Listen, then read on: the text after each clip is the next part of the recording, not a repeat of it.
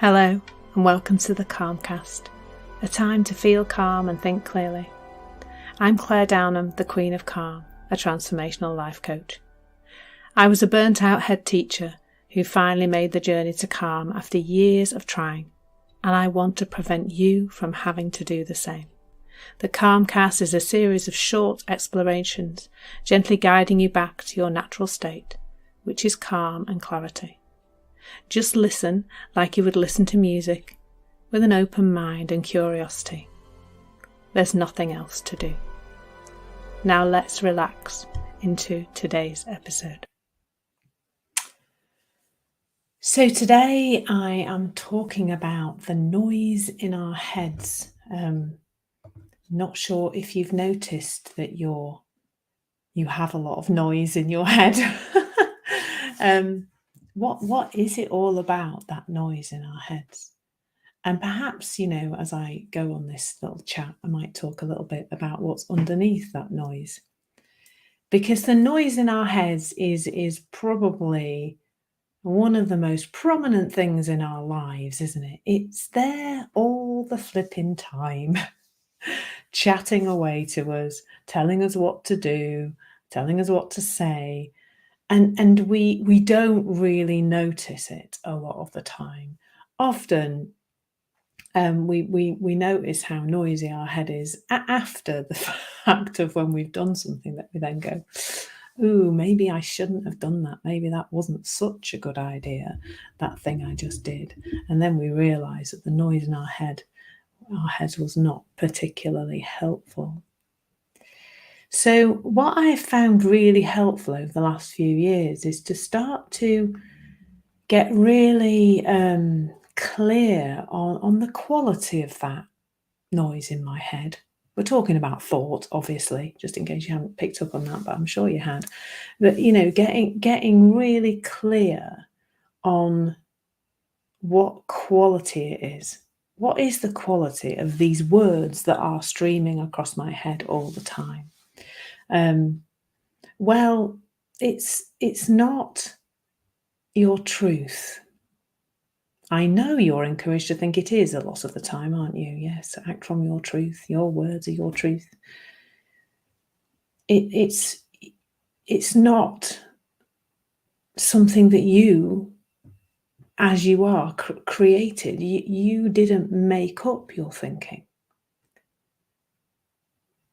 You learnt what to think from other people. Like right from, at least from birth, maybe even before, we start learning things about the world, what other people are about, what we're about, who we are, what to think about ourselves, what to believe we can do and not do, how relationships are formed. The list goes on and on. It's everything. What brings us comfort. I used to eat a lot because I thought I had learnt somehow that food was something that brought you comfort. Probably because it does. I mean, if you're a really hungry baby and you get some food, it feels a bit better, doesn't it? Because your stomach's not empty anymore. So we learn as we go through life, and I know I have real-time examples of occasions when I have seen this actually happening, when I know of one situation where a parent said something unpleasant to a child, told them they were something horrible, and literally a few weeks later that those words came out of that child's mouth, and he spoke those words as if that was a truth about him. He didn't do that just happened, and the mother didn't do it either. She was in a poor state of mind and not angry and upset, and she was doing the best she could from the thinking that looked to be true to her. But it was interesting for me to see how quickly something that somebody says to us, particularly if it's got emotion in it, if it's something really angry that is said to us, it somehow becomes the noise in our heads, the thinking. On Wednesday morning, I did a talk in the village where I live, and I spoke about how to be less bothered. And luckily for me, there was a baby. One of the ladies who was in the room was on maternity leave, and she had a baby with her. And I spent a lot of time pointing to the baby, because people can see what's there before the noise gets installed. They can see that there's this, the essence of a baby, that purity, that, that joy, that inquisitiveness, the curiosity, all of those things that we can see in a baby. We've just forgotten that underneath all that noise in our heads, that's who we are still, in here. Not in here so much, but in here. That essence of who we are is still there. It hasn't gone away. But the noise in our heads is very, very attention seeking, isn't it?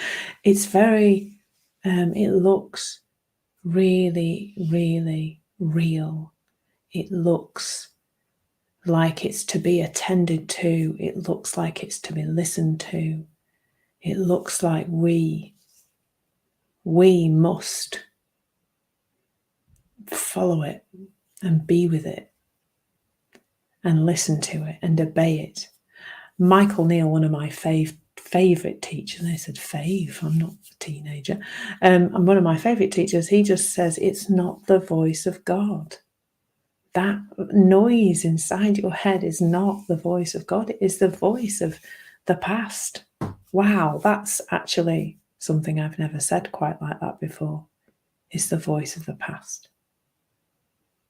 What we're doing is turning up in the present moment, bringing a sack load of the voice of the past with us. It's not even our voice. It's not even our voice, somebody else's voice. I often think it's strange that, it's that voice in our head that stops us doing things that we so can do. I know the voice says you can't do them, but you can do them. And that is the voice of somebody who spoke to you when you were 5, who even then, that was their opinion, that was their thinking, had nothing to do with you. But that is something at 51 that I might still be behaving with that in mind. With that thought that says, you can't do that, Claire, because at 5 somebody said I couldn't do something.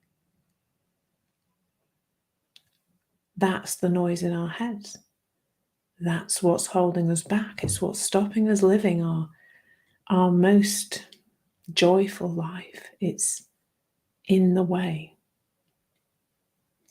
And it can seem like what I'm pointing to is to get rid of it. To get rid of the noise in your head, find a way to get rid of it. Delete it, do something, try and change your thinking, manipulate it. But that's not what I'm pointing to at all. I'm pointing to changing your relationship with it, bringing some awareness to it, starting to see the quality of it, that it is in the moment. It might look like really high quality, helpful stuff, but when we start to think about where it came from, that it came from an angry parent's thinking or an angry teacher's thinking or a horrible bully's thinking that we just learned from, then it seems to me to make less and less sense to pay attention to that. Its quality is not good enough for your amazing capacity to do things in the world. You have access to the power of the universe running through you. But so much of the time that will say, don't do it. The day when I did the talk on Wednesday, I was walking down to the village and I decided that I was just going to speak from my heart. I didn't want to prepare. But the voice in my head was like, you can't do that. How very dare you? Don't be doing a talk without preparing. That's ridiculous. Blah, blah, blah. and I even took with me my Remarkable, where I keep all my notes about things, and did it, but because it has a few talks on it already, and I didn't look at it. I managed to ignore that voice and just deliver from the heart. And the talk it felt lovely to just deliver, and it flowed out of me, and it seemed to land with the people in the room, and that was wonderful. But quite often that voice is either telling us to do things that are maybe not the most helpful things to do, and it's telling us not to do things, and therefore getting in the way of us giving our best into the world. So just changing your relationship and bringing some awareness to that noise in your head can be totally and utterly transformational. So I really do recommend looking in that direction towards freedom from that noise in our heads. Not make it go away, because that's near on impossible. But when we start to take it less seriously, there is an awful lot of freedom in that. Thank you so much for listening. There's nothing to do now but bring some awareness to how this is working out in your life. Listen regularly to experience longer and longer periods of calm.